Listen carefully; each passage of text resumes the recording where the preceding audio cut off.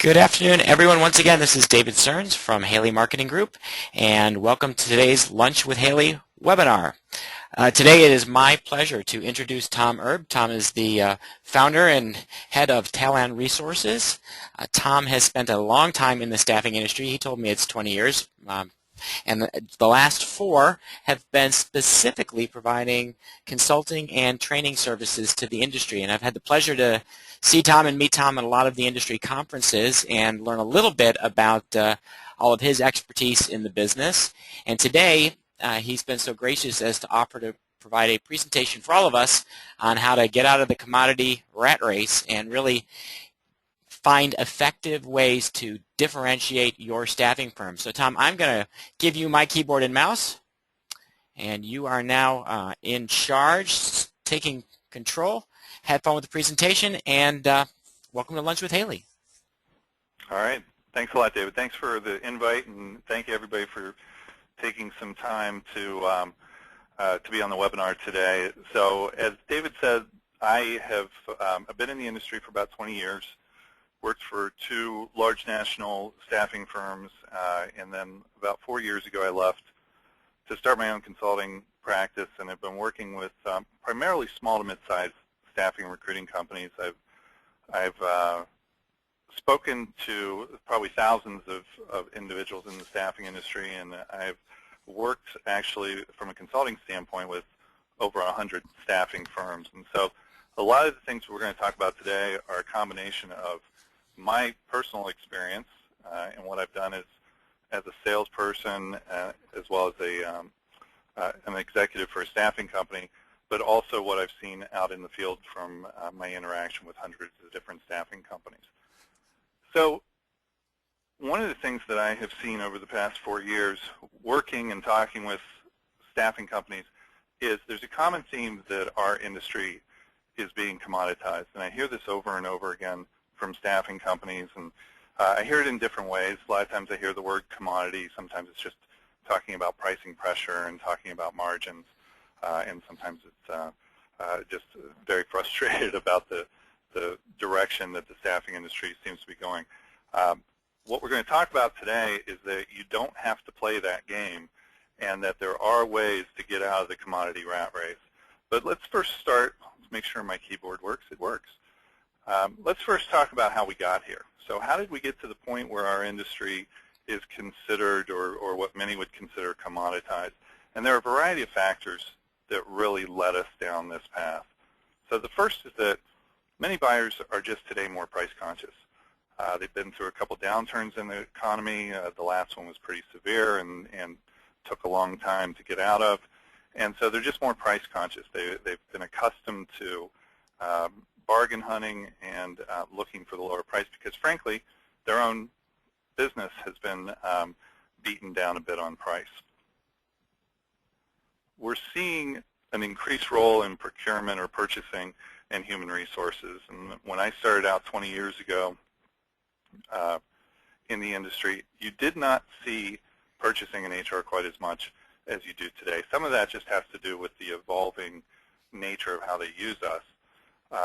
But also some of that has to do with the downturns in the economy. Some of it's just kind of an evolution of where purchasing or procurement and HR have come. But we're definitely seeing that they're more involved. And when you see that procurement and HR are more involved, a couple things happen. One is that they are, in many cases, more concerned about the price and the process and less concerned about maybe the end product, the end result. And two, in some cases, in many cases, they're actually trained to negotiate. They're trained to bring down those prices. And I know I've talked to many procurement people over the years that have admitted secretly that they have incentives around actually bringing prices down. So that has definitely had an impact as well. Third is that companies just utilize us in a different way. When I started out a long time ago, and many of you have been in the industry for several years, know that the way that companies use us has evolved. When I first started out, companies primarily used us for projects and for vacations. We had some temp to hire, but it wasn't a significant portion. We always actually kind of got excited because it was an easier sell to our employees. So companies use this differently, and they're using us. We're becoming a larger line item on their profit and loss statement, and so what you're seeing is there's more scrutiny around it, and there's more pricing pressure. You're also seeing vendor management systems and master vendor programs. Those continue to gain in popularity and will continue to gain in popularity. And what used to start out with primarily IT staffing then has moved into Fortune 500 companies using master service providers and vendor management systems. Now you're seeing it in smaller companies. It's starting to creep down more and more. But of all these, I think the biggest reason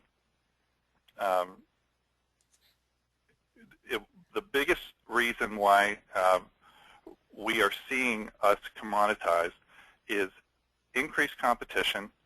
It is much, much easier for people to get into the industry than ever before. In fact, in our industry, it has very little barrier to entry. If you have a phone and you have a credit card that you can float payroll, you can at least get into the industry. I get, on average, 1 to 2 calls a month from people outside of the industry that have no staffing experience at all, no HR experience, many times no real business ownership experience, that are calling me asking if I can help them start up a staffing company. And of course, never materializes because they don't really have any money to start it up. But what we're seeing is that more and more people are seeing our industry as a way to make money and as a growth industry. And the Bureau of Labor Statistics is showing that we're going to be one of the fastest growing industries for the next 10 years. Just the other day, the staffing industry analysts, they were showing that our industry was going to be rapidly growing in pretty much all sectors over the next 10 to 15 years. And then lastly, a big reason, and one of the focuses that we're going to talk about today, why we're commoditized, is that overall there's a lack of discernible differences between staffing companies. When you really take a look at what staffing companies have to offer and what their differentiators are, in most cases it is very hard for our prospects to discern a difference. And so that leads us to our next point. If your prospect can't tell the difference between you and everyone else, how will they decide who to work with? If there are no discernible differences, if everything else is the same, who are they going to decide to work with? And the answer obviously comes down to price. They're going to select based on price, and that is what has been happening over and over and over again. And that is something that we've done to ourselves as an industry, is we've unfortunately commoditized ourselves by not being able to come up with those differences. So how do we get out of the commodity rat race?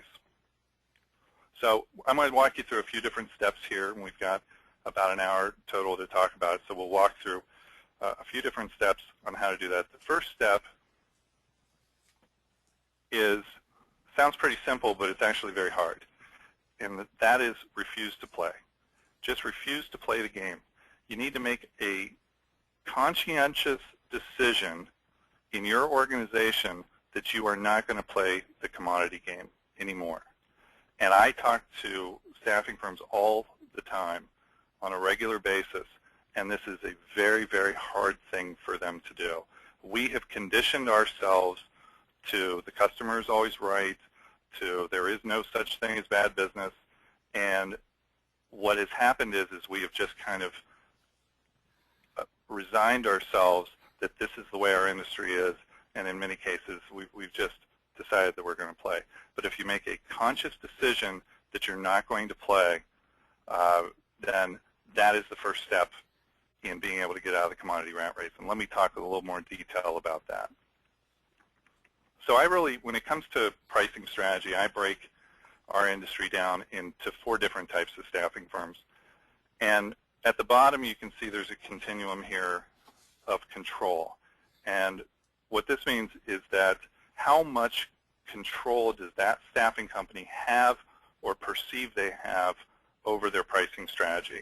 Are they actually coming up with a pricing strategy, or are they letting the market and their competitors dictate what the price is and their clients? Went the wrong way. On the other side, you'll see price. So are they low price or are they high price? There are 4 different types of companies. So these are 4 different quadrants. I'm going to start in the bottom left-hand corner in what I call the powerless. And the powerless have very little control or very little perceived control over their pricing. They feel that it is dictated by the market, it's dictated by their clients, and it's dictated by their competitors. So because of that, they end up having low price and low margins. And in my experience in the industry, this is where the majority of people, to a certain extent, in the staffing industry fall. Some feel completely powerless and feel that they just are resigned to do what the market says. Others are a little bit less so, but still feel that it's commoditized and there's only so much that they can do about that. And their pricing has a ceiling. So that's the one quadrant. Above that is what I would label the price naive. These are the companies, and I don't come across it very often, but when I do, it's interesting. You come across companies that have really good margins, really good pricing, but have not made any kind of pricing strategy to come to that. There's really no rhyme or reason. I ask them, what's your strategy? How do you do that? And they say, well, what do you mean? They just, they're naive to the fact that they have really good pricing. And a lot of times you find this with relatively new staffing firms or staffing firms that are in markets that have been lucky enough to not have a large amount of low-cost providers in the market driving the price down.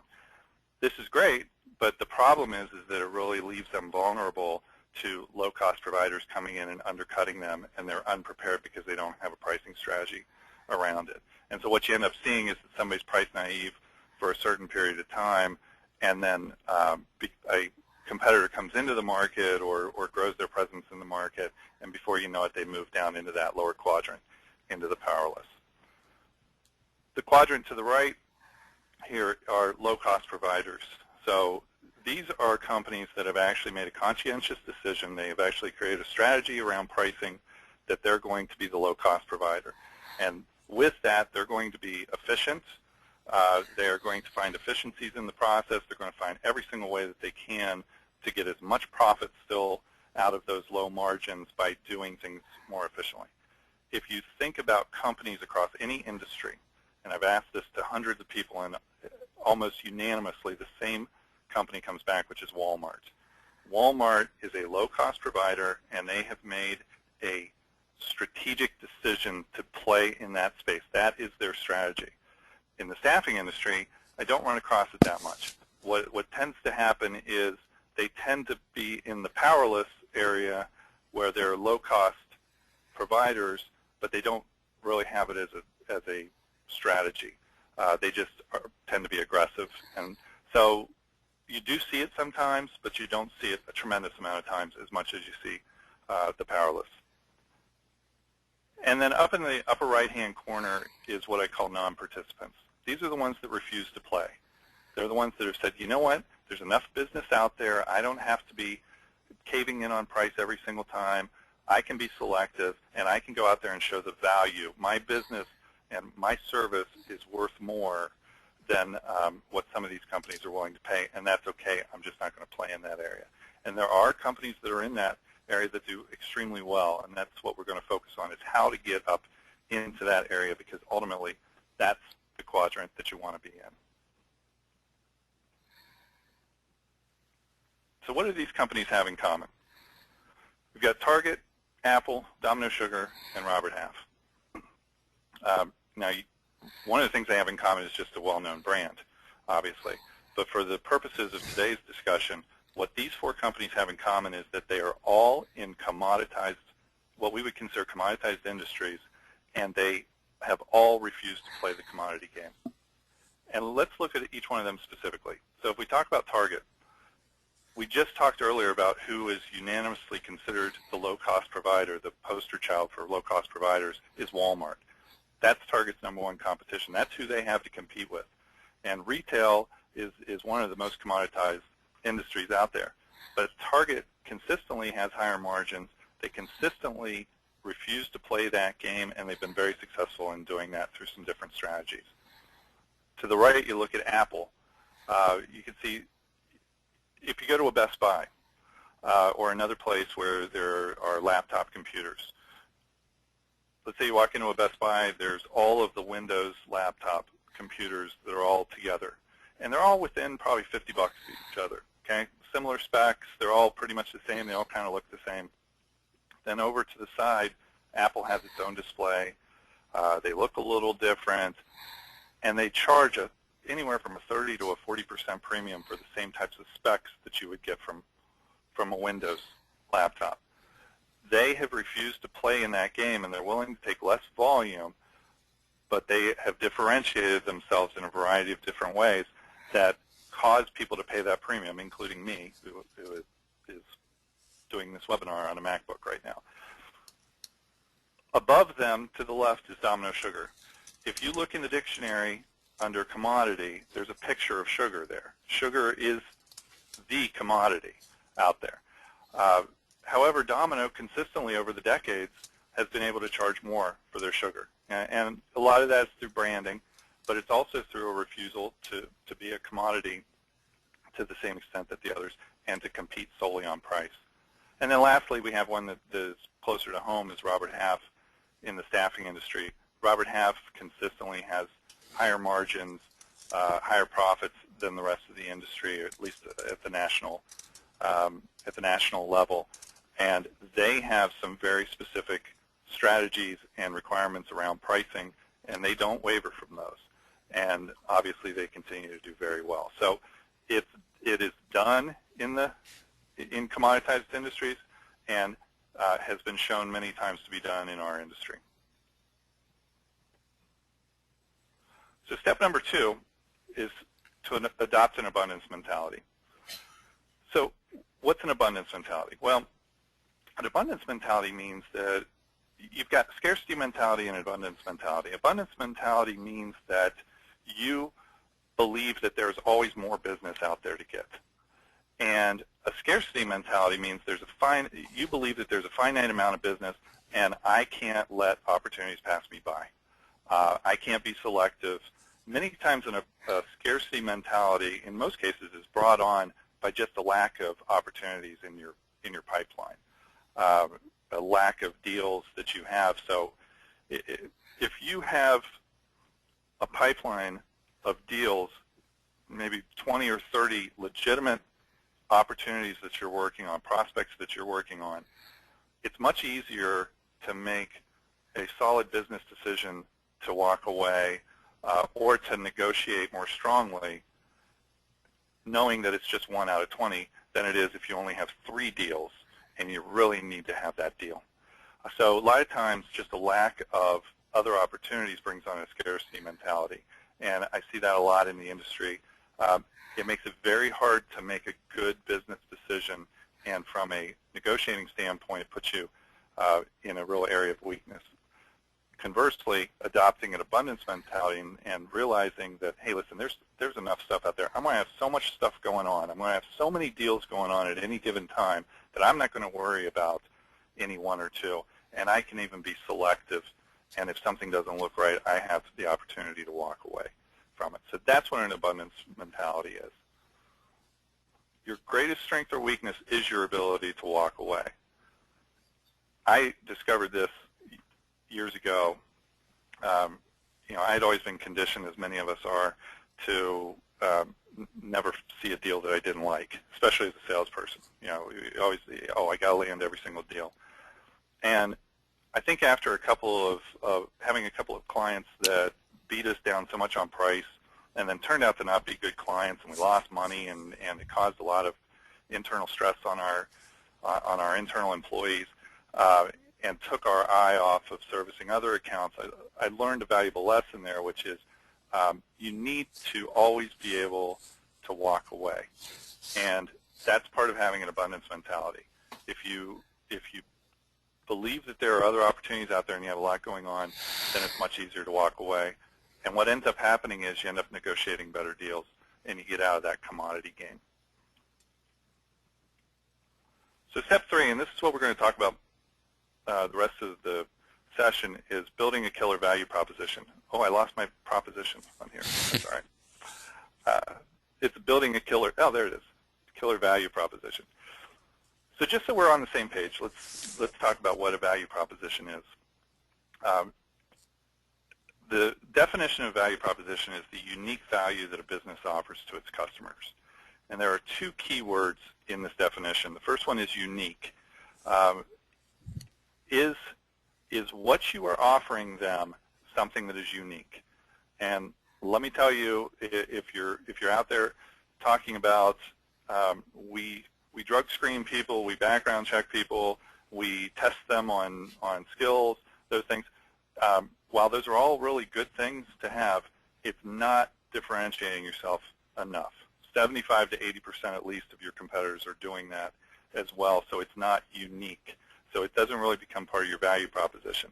The second piece of this is the word value. It can be unique, but if the prospect or client doesn't see that there's value, then it really doesn't matter. When I was a dedicated sales rep years ago, the company I worked for had one of the early client portals. And in this client portal, you could go in and you could run almost real-time reporting. And it was very exciting to us. I thought it was the greatest thing in the world. And as a salesperson, I went out and sold it like crazy.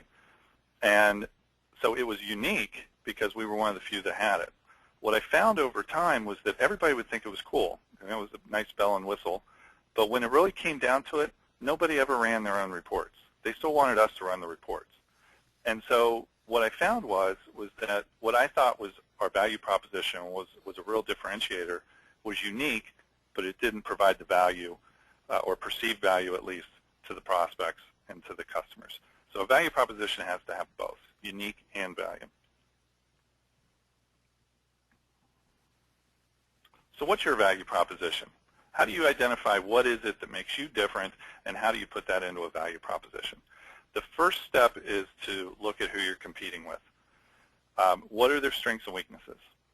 And from somebody who was in the industry for a long time and now works with, in some cases, some of my old competitors, I can tell you that I thought I knew what my competitors' strengths and weaknesses were, but I really had no idea. When I started to really work with some of these companies, I realized that I, in some cases, underestimated them severely, and in some cases, I overestimated them a little bit in other areas. So that it's extremely important to understand who you're competing with and what are your strengths and weaknesses, or what are their strengths and weaknesses. And once you've done that, you want to identify, okay, what makes us different or better?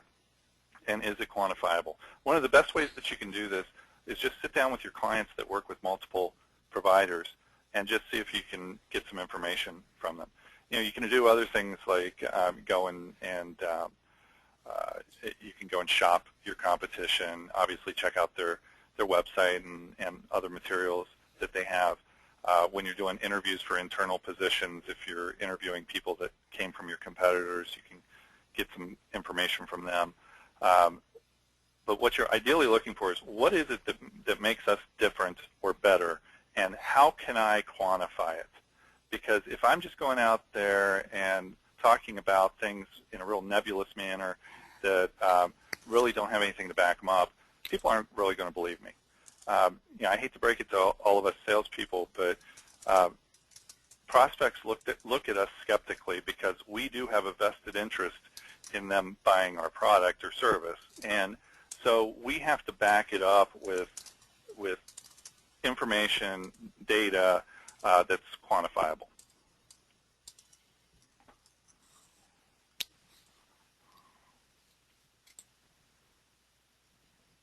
I think somebody took control from me. There we go. And then what is it that gives us credibility? What makes us credible? Again, they're not going to believe it from us, so we need to find out what are they going to believe. Are they going to believe it from testimonials from our clients, from references from our clients? Is it awards that we've won? And we're going to get into this as far as some different differentiators that establish credibility. But that's an extremely important piece to this, is that you have to identify what gives you credibility. Because we're all out there talking about how great we are. What's important to the client?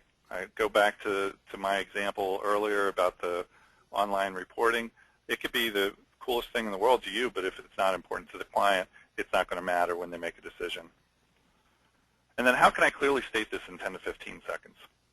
And the reason why you want to do that is because once you've established a value proposition, you're going to want to use it everywhere. You want to be consistent with it. You want it to really be, you want to be known for that value proposition. So you're going to be leaving voicemails. You're going to be talking to people on the phone, at networking events. It's your standard elevator pitch is how can I clearly state this in 10 to 15 seconds. Let me give you a little bit of a hint. Your value proposition is not quality.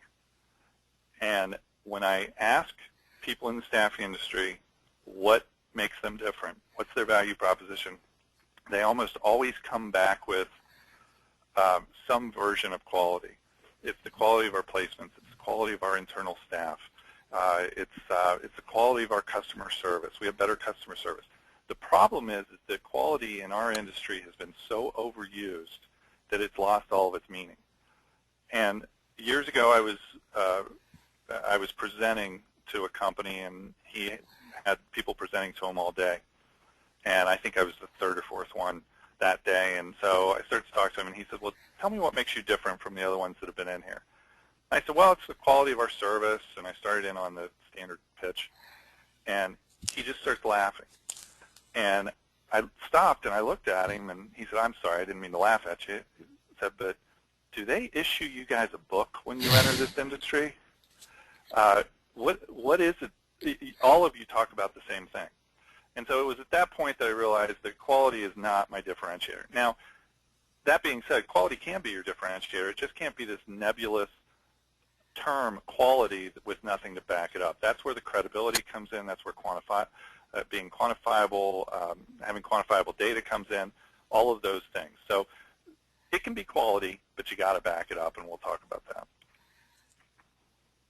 So let's talk about how we create this value proposition. Step one is to identify your differentiators. All right, what makes you different? Step two, what is the value to your client? All right, this is the whole features versus benefits discussion. The features are your differentiators. The benefits are the value to the client. Benefit is the value to your client. Then we create a quantifiable value proposition, something that's going to give us credibility and that we can back up. Then we're going to figure out how we're going to market it, and then you commit to the message, and you put it in everything. So those are the 5 steps. So let's start with differentiators. And as I said earlier, our industry does not do a good job of differentiating ourselves, and that's part of the problem that we have. But there are companies that are out there that are doing a great job of differentiating themselves, have a fantastic killer value proposition, and there are certain types of differentiators that work really well in our industry, so I'm going to focus on a few of those. The first is industry specialization. We'll talk in more detail about each of these, but do you specialize in a particular industry or a profession or a skill set, and is it something that is of value to the people that you sell to? Testimonials. We all know we should be using testimonials. We hear that all the time, but very, very few people actually do use testimonials. And you talk about credibility building. The quickest way to build credibility is to get good testimonials from your clients. High-profile clients. You know, high-profile clients are essentially the celebrity endorsements of differentiators. High-profile clients, when you use those, it builds credibility immediately because psychologically there is an association to that particular client. And so we'll talk about that in a second. Do you have unique service offerings? Are there certain things that you offer that your competitors don't, and is there value to your clients? A lot of times I talk to companies and they have these unique service offerings, but they don't even really realize that they're unique, or they don't realize that there's something that they can leverage as a differentiator. Awards and certifications. Does your company have awards? Has it been certified which makes it unique from the competition and provides additional value to your prospects. And your service team, is there something unique about your service team that adds value to your clients or provides value to your clients? So let's start with industry specialization.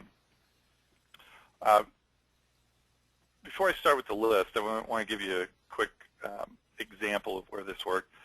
When I was regional sales director for a large staffing firm, I oversaw all of the salespeople for the Northeast region. And there was a time when I had to add quite a few sales reps to the market. So we were doing a lot of recruiting. And so, we had the traditional job boards and postings and getting the word out there. And with that, of course, comes recruiters reaching out, asking if we need help. So I had the unique perspective of actually being on the other side of the desk and having recruiters call me. And one of the things that I quickly realized was that if they were a generalist recruiter, if they were somebody that was out there, maybe they did sales, so they specialized in sales, but not staffing specifically, I was quick to dismiss them and not work with them, not even entertain the idea of working with them. But if they called me up and said, Tom, I specialize in the staffing industry, I just placed a salesperson with XYZ staffing company in the same market, I have other people that I think would be a good fit, and this is my specialization, almost every single time I would listen to them, and in many cases I let them work on the position. So that's not uncommon. We tend to want to work with specialists. If you've got a Ferrari, you're not going to take it to Jiffy Lube. You're going to take it to a specialist. If you've got a medical condition, you're not going to go to your generalist doctor. You want to go to a specialist. You have a specialist work on that. So it's the same with us.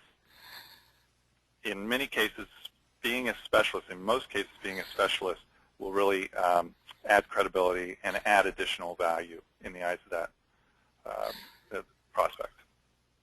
So the first thing you do is identify your niche, okay? So what is it that you specialize in? And a lot of you might be saying, well, we don't really specialize in anything. We tend to fill just about anything. Maybe you specialize in light industrial or something like that, but that's a pretty broad specialization. What I would say the best thing to do is to take your client list and even go back the last 12 months and look at all your clients, print out the report, and then beside them put what industry they're in and what skill sets you fill. And what you're most likely going to see is that you do have some specializations. There are some industries or professions or skill sets that you tend to do more of. It's just over the course of time you tend to have areas that you migrate to that you're better at. You're better at finding that talent. You're more comfortable with that industry or whatever it is. I had a client a few years ago that we were working on value proposition, and we talked about specialization, and she said, I don't specialize in anything. I'll do anything. And I said, well, just humor me. And we sat down and we went through her client list, and what we found was that over 40% of her business was in the real estate industry. And another 30 to 40% was in financial services industries. So what we were able to do was create a value proposition and differentiate her based on her niche in the real estate industry, and she was able to leverage that. So you might be surprised at how much of a niche you have, and the more specialized you can get, the better. When you're talking about your specialization, you want to use terms like niche, specialized, areas of expertise. We have a niche practice in this profession. We specialize in these types of skill sets specifically. Our area of expertise is in this. That's what I do. I specialize in the staffing and recruiting industry. David specializes in the staffing and recruiting industry. That's what we do, and this is one of the ways that we differentiate ourselves and can provide a strong value proposition. And then make sure you get involved with the industry. Once you identify what your niche is, really get involved in it. Go and join the associations, do sponsorships, do ads, do targeted marketing. There's a variety of ways that you can really build your presence in there and leverage that specialization that you have. Speak at events. There's a whole variety of ways that you can do that to add to your credibility, build your brand, and create that value. Next one is service team. what is it about your service team that might be different? And in some cases, this may not be a specialization for you, but in other cases, you may not even realize it is. I can tell you it was my experience that the average tenure within staffing industries for recruiters, branch managers, client service people, it's usually about 2 years. And it's not uncommon for companies to have 40–50% turnover internally. And so your competition, if they're turning people over every 2 years, and some of your competition is probably turning them over every 6 months, but if you have that tenure, if you have 6, 8, 10 years averaged tenure, there's real value to your prospects and clients in having that. They don't have to retrain somebody. You've got this institutional knowledge that they've built up. They obviously are more experienced. So there's a lot of value that comes with that, and you can really sell that as a specialization, as a differentiator. Certification and awards. Are your recruiters certified? Do they have their TSC or their CSPs or their CPC certifications? Less than 5% of our industry has certification. So when you have that certification and when you talk to people about the value of it, it really can differentiate you and really show them the value. And HR people are particularly sensitive to certifications because the SPHR and the PHR and the GPHR have become almost like another degree as far as when HR people are looking for jobs. It's almost a must-have anymore in their industry. So they're much quicker to value certifications and understand the value of that. Industry background. Does your service team come from the same industry as what they're servicing? I've seen companies that have former call center managers that are placing call center people. I've seen former nurses and doctors that are recruiters in the healthcare industry. We had, at my last company, we had former warehouse managers that were branch managers in industrial branches. So there's a lot of value to your prospects in that because they feel that person, in many cases, knows what they're going through and knows what they need better than maybe just a recruiter does that's not from the industry. One of the ways that you can really push this is create a team overview for your marketing as well as your website. There are some great websites that are out there that in the staffing industry where people really put a focus on their team members and really push it as a differentiator. I'll give you a specific example. This is actually a company that I have known for a long time. Great company out of Northeast Ohio and Kalos companies. They do industrial healthcare payrolling. Large company, continue to rapidly grow even though they've been in the business for 30 years. Their service team is really one of their big differentiators. They have their senior executives average over 15 years with the company. Their staff tenure is around 10 years. And all of their staff, once they've been with them for, I believe it's 6 months, are certified staff, become certified staffing professionals. They take the test to become a certified staffing professional. So like I said, 95% of their competition does not have certification. So this can be a real differentiator and something that they really can leverage. High-profile clients, another thing. I am the biggest name dropper in the world. I will always name drop. I love to, I think it's the quickest way to build credibility is to talk about companies that are already working with you. And yes, there is the occasional client that tells you you cannot mention that we work with you. I worked for a large staffing company. We had hundreds and hundreds of clients in my market, and I think we had one that explicitly had it in their contract that we could not mention them.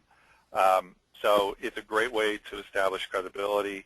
Like I said, psychologically, what people think is when you're saying, we work with Dell, Microsoft, and Oracle, the first thing they're thinking is, wow, if those companies trust their staffing needs to this company, then why wouldn't I? So it's a great way to build credibility quickly. it's even better when you can be really industry specific. When I was starting out in sales, we had a great call center offering. So it was call center specific, and so I would sell call center business all the time. I'd go weeks where I was just calling on call centers. And I had a list of call center clients that we had that I could name drop. And that usually caught their attention. If I was calling on retail clients, I would name off other retail clients, or if I was calling retail prospects. The only time that this gets you into trouble are the Coke and Pepsi exceptions, where, and really there's very few of those, but you know, Coke and Pepsi, they don't want, Coke doesn't want you working with Pepsi and vice versa. UPS doesn't want you working with FedEx. But in many cases, it actually builds your credibility that you're working with others in that industry. I had a friend of mine that was working for the Limited in their purchasing department, and he did many of their RFPs, he did many of their negotiations, and he told me, he said, you know, we feel we're cutting edge in a lot of areas, but the one area we don't want to be cutting edge is with our vendors. He said, we want to know that you already have experience in our industry, so dropping names of other companies, even if they're our major competitors, is okay, and actually is a positive. So one of the things that you can do from the standpoint of selling this value proposition is list your clients. You can list them on your website, you can list them in marketing materials, you can list them in proposals and presentations, list them anywhere where it makes sense. I get a lot of questions, and there's probably people that are typing right now that want to know, why would I list my clients on my website? Here's the reality. Your competitors already know who your clients are. They're already calling on them. They're not going to call on them more, just knowing that they're in there. So there's value. The only downside to it, I would get approval from clients, just make sure it's okay. Sometimes clients will let you mention their name. They just don't want their logo to show up. So you just have to be careful with that. But I don't see a real issue with listing your clients on your website if you think that that's something you can differentiate yourself with. Awards and certifications. Here are just some examples of different awards and certifications that give your company credibility. I need to update the best ofs a little bit. They show in 2012, but best staffing firms to work for, best of staffing, even ones that are non-staffing specific, like ISO 9001, Malcolm Baldrige awards. All of these add to your credibility, and these are quantifiable ways. These are other people certifying you and giving your company awards saying that you have high quality. So when we talk about not selling quality, this is the way that you sell quality, or one of the ways, is by quantifying it and saying, hey, listen, I'm not the one running around out there saying we're high quality. We've won awards where other people have certified that recognize that we're high quality. Give you another example of a company that does a great job of this. There's a company called Higher Dynamics in Atlanta, Georgia. Some of you may have heard of them. Dan Campbell is actually the chairman of ASA this year. Higher Dynamics, they do the best job I've seen of anybody on really having this be a differentiator. If you go to their website, it's really great. They're primarily a commercial staffing company, office and light industrial. In the last couple of years, they were named the #1 best staffing company to work for in the United States, in the entire United States. #1 best place to work in both Atlanta and Reno. 2013 Best of Staffing Client and Talent Award winner, and they put it all over the website. It's in their marketing materials. They really do a great job of promoting it, and they should. I mean, why wouldn't you want to work with that staffing company as a prospect? I mean, why? If they're that great to work for, won't they have great internal staff that provide you with a high level of service, and won't they be able to provide you with the best employees? So it's a great differentiator and a great value proposition. Testimonials. I'm a huge fan of them. If you go to my website, you'll see I have a bunch of testimonials on there. I have pages of other testimonials. I have recommendations on my LinkedIn profile. I'm a big fan, big believer in testimonials. A couple of things about testimonials. Have the client be specific. If you are if you have a value proposition, if you have certain differentiators that you're really wanting to show, then I would ask your client to talk about those differentiators if they apply to their company. So have them be specific to that. Also, don't have them be specific to the employee, have them be specific to the company, because employees come and go, plus you want to use that testimonial for the entire company, not just for one particular person. Keep it short, 1 to 2 sentences. The days of testimonial letters are gone. Just ask them to write you a couple of sentences in an email. I have even had clients where I said, where they said, I'm happy to do it, but I don't know what to say. I'll even interview them over the phone and say, well, tell me 2 or 3 things that you like about what we've done. And then I put it into an email. I send it to them, and I said, is this what you would say? And they say yes, and they sign off on it, and it becomes their testimonial. So make it easy on them. Use the client's name, title, and company. I see so many times people use anonymous, and maybe they don't say anonymous, but they basically make it anonymous. The problem is when it's anonymous, the initial thing that you think of is that, well, they could have made it up. But if it actually has a client's name, their title, and their company, then it makes it very real. I take it a step further. On my website, I actually have pictures of the person whenever possible, or I have a picture of their company or their association logo on there. So I try and even personalize it even more to make it even more real. But you want to use that. Again, if you're worried about putting testimonials with your client's name and title on your website, then because your competitors are going to steal them, well, I would think that's the worst place to go and look for prospects is testimonials of clients that are happy. A lot of better ways to look for testimonials. If the other argument I hear, too, is that, well, the client doesn't let us use the name and the title, I just wouldn't use the testimonial. I would just go and look for other ones that I could use them, because it really loses most of its value. Ask for a LinkedIn recommendation, because then it shows up on your LinkedIn profile, and you can use it as a testimonial as well, so you get some additional usage out of it. And then you can categorize it by industry or specialization. If you get enough testimonials, then when you're talking to a retail client, you can send just the retail testimonials. When you're talking to a financial services company or a healthcare company or something, you can send it off to those specific. And the more specific you can get, the better.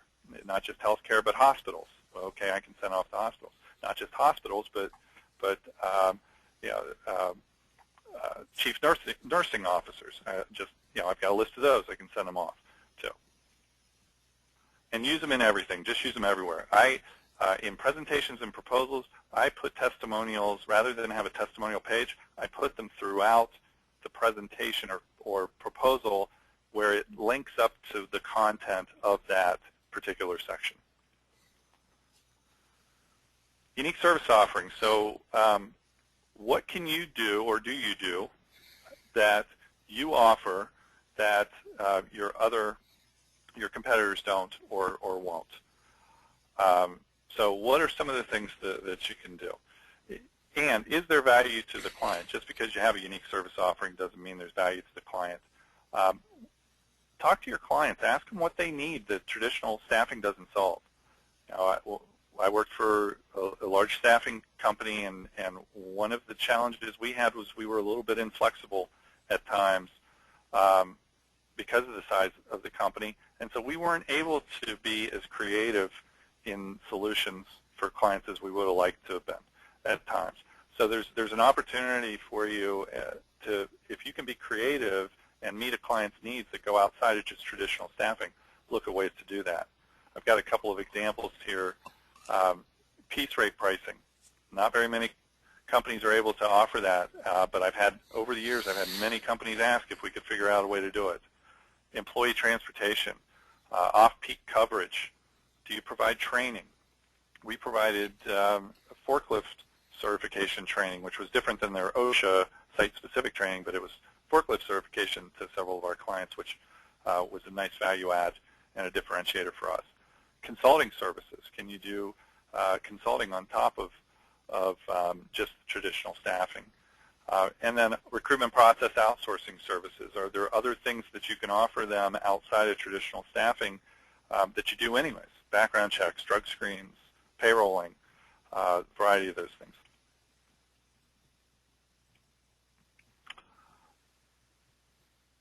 I want to give you an example. A client of mine out of Kansas City area, NextStaff, they are, a couple years ago, they were 280 on the Inc. 5000, which was #1 in all of HR services, fastest growing company, fastest growing HR services company in the country. Over a period of 3 years, they had 1,167% growth. They provide HR outsourcing services in a menu of services approach, and they partner with independent staffing companies and provide centralized HR services. So they're able to go in and not just, they're able to go in as staffing as just one solution. They have a whole menu of solutions that really can do anything that that the company wants from a human resources standpoint, services standpoint. So once we've identified these differentiators, then we want to tie it to the customer, to the value that the customer sees in it. So on your left-hand side, you've got differentiators, and on the right-hand side, you have what value there is to the client. The first one, niche industry specialization. That's the differentiator. That's the feature. The value or the benefit to the client is they're thinking, I'm partnering with an expert in the space with a comprehensive network of industry contacts, right? They know my industry. They probably already have connections in the industry because that's what they focus on. That's their specialization. And so there's value to the client. Second one is if you're name-dropping your clients, if you have an impressive client portfolio, they're thinking, I'm not the guinea pig. If these companies trust them with their talent needs, why wouldn't I? So that's the value. And then the bottom one is strong testimonials. What they're saying, what they're thinking in their mind is, I can see evidence that this is a good, reputable company. So I'm not just hearing it from the salesperson that they're a good company, but they're actually backing it up with clients that are happy. And if you can talk about how long those clients have been with you, if you have long tenure with your clients, that adds even more impact as well and makes them more confident to make that decision.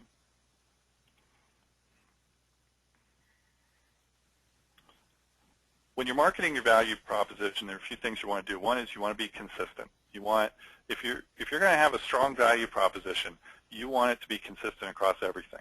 You want it to be in all your marketing materials. You want it to be on your website. You want it to be in everything that you do. David knows a lot more about that piece than I do, but I'm sure he would agree with me. You want to be unwavering. Don't do it for a couple of months and then let it go. You need to keep doing it. It needs to be in the message of everybody on your team. They all need to know what your value proposition is and what makes you different from the competition.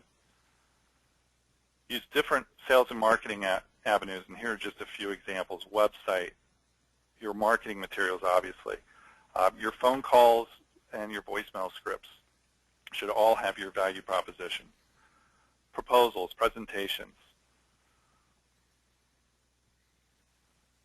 So wrapping up, and we'll have a couple of minutes. I don't know if we open it up for questions or not, but just to kind of wrap up, that was a quick overview of how to create a value proposition as well as how to overall get out of the commodity rat race. Just want to finish up with the 5 steps. One is identify what makes you different from your competition. What value is there to the clients? Is there value? Put it into a value proposition that's quantifiable, that you can back up, that has credibility. Figure out how you're going to market it, and then commit to the message and do it over and over again. So with that, I want to thank everybody for your time. I appreciate it. I'll turn it back over to David. All right, Tom. Well, thank you very much. Great stuff. And we've had a couple of questions come in along the way. So let me jump in and ask some follow-ups. And for everybody else, if there's specific questions you have for Tom or about any information in the presentation, use that question window and submit them, and we'll do our best to get through them with the remainder of our time.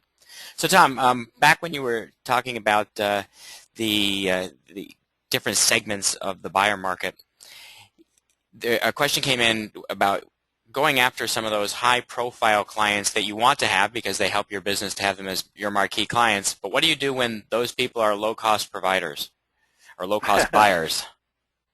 That's an awesome question. That's a great question. You know, there are certain what I would refer to as logo clients, where we recognize the logo, kind of going back to the logos we saw with Apple and Target. There are certain clients that there is additional value to having those in your market, and you just have to make a business decision on whether or not you're willing to make less money to have those names in your portfolio. I absolutely believe that I'm willing to make a trade-off in margin to have some of those clients in my portfolio, because having those clients, one, is going to make it easier for me to recruit. So actually my recruiting costs will go down if I use them right. And if they allow me to use their name, that's a big thing too in recruiting. But also, those clients, if used appropriately, can lead to more clients.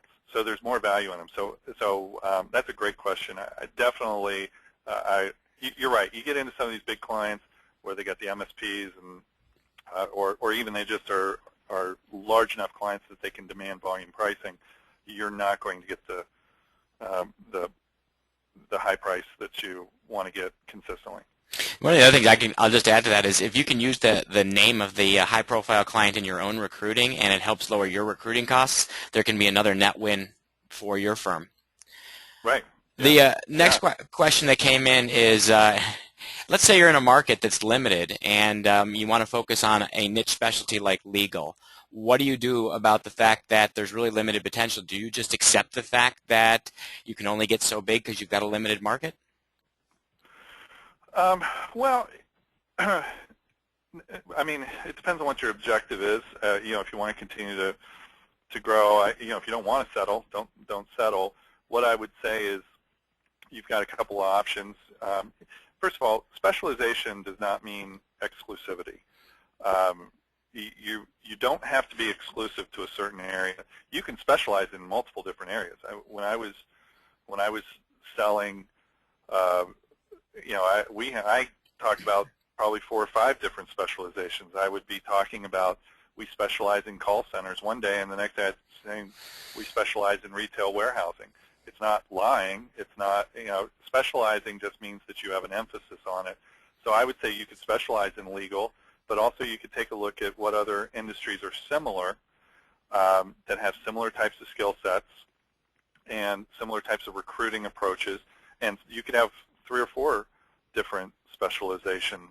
You can have different divisions. Even if you're a smaller company, you can still have different divisions. So that's the one way I would do it. The other way I would do it would be just to look, it's becoming easier and easier to recruit outside of your geography anymore, so just with technology.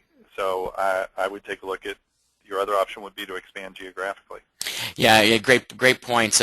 But I think the most specialized staffing firm I ever saw did radiation oncologists, but they were able to staff nationally with a 4-person company because they were so specialized. And Tom, to your other point, we see recruiters all the time who do a great job of setting up practice areas within their firm. The practice areas are usually led by a practice area leader who has deep industry expertise, and so they can create multiple specialized markets even in a very small firm.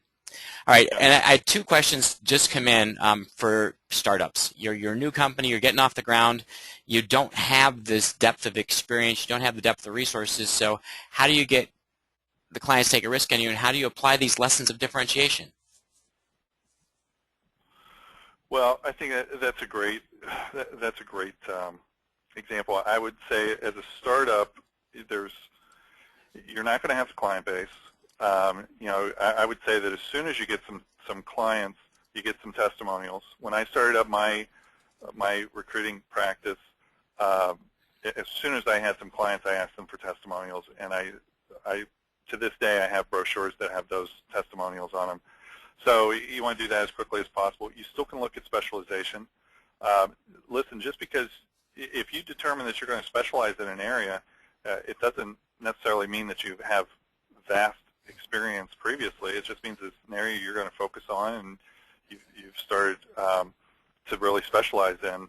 It's not necessarily going to be as powerful of a value proposition as somebody who's specialized for 20 years, but you got to start somewhere. So I would take a look at that. I would also say, what's your background? You know, where are you coming from in the staffing industry, and what's your experience, and can you leverage that and create differentiators that way? And then the other thing you can do, coming in from the staffing industry, you know, a lot of us been in the staffing industry a long time. We get into old habits, and you know, there are a lot of new ways to do staffing. Odesk and Elance are turning the staffing industry model on its ear with being online staffing. So look at, are there ways that I can service the industry in a way that hasn't been done before? Terrific. And last question before we have to wrap it up, just having a quick discussion with one of our participants about the fact that the staffing industry is one of the few, if not the only industries where the customer buys on markup and not the end price. And we did a good job as an industry actually teaching HR how to buy that way, but now how do we reteach them to see the value? Yeah, you know, we've been fighting this for decades. You're right. We did teach them to do this. It's our own fault.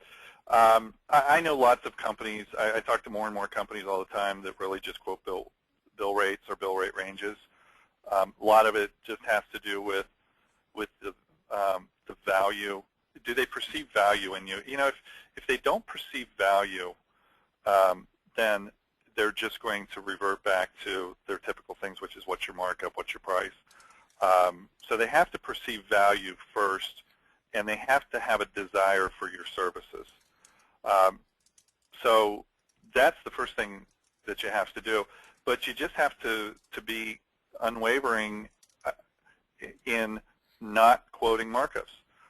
You know, in my business, you know, I get a lot of people that want me to quote an hourly rate for my consulting services, and you know, I just tell them I don't do it, and I explain to them why. And I explain to them that, you know, I don't want somebody to pick up to think the clock is ticking every time they pick up the phone and ask me a question or send me an email. So if you can put it in a way that says, hey, listen, you can explain it to them, then some people are going to understand that. Some people are going to just say, hey, listen, I just want a markup. Then you just have to make a business decision on whether or not you're willing to do that. So it's a gradual process, but a lot of it's just teaching ourselves internally to stick with quoting bill rates and bill rate ranges. Terrific. Well, Tom, thank you again very much. I know there's people still with questions out there, so after today's call, please feel free to reach out to Tom. Follow up with him with your questions. He'll be happy to help you probe and answer some of the specific challenges that you're having. And in about a month from now, I hope you will join us again for our next Lunch with Haley. Brad Smith, our Director of SEO and Social Media, is going to be doing an hour workshop on SEO, search engine optimization, and strategies for 2014. Many of you may be aware there have been radical changes in the way search engines go about ranking websites. Google had 3 major updates, their Penguin, Panda, and Hummingbird updates that really change how they will show search results, and Brad's going to be talking about the impact of those changes on staffing companies and the things that you can do to show up higher in results, and more importantly, to drive more traffic to your sites, and that's coming up in March. So thank you again, Tom, and thank you everybody for attending today's Lunch with Haley webinar.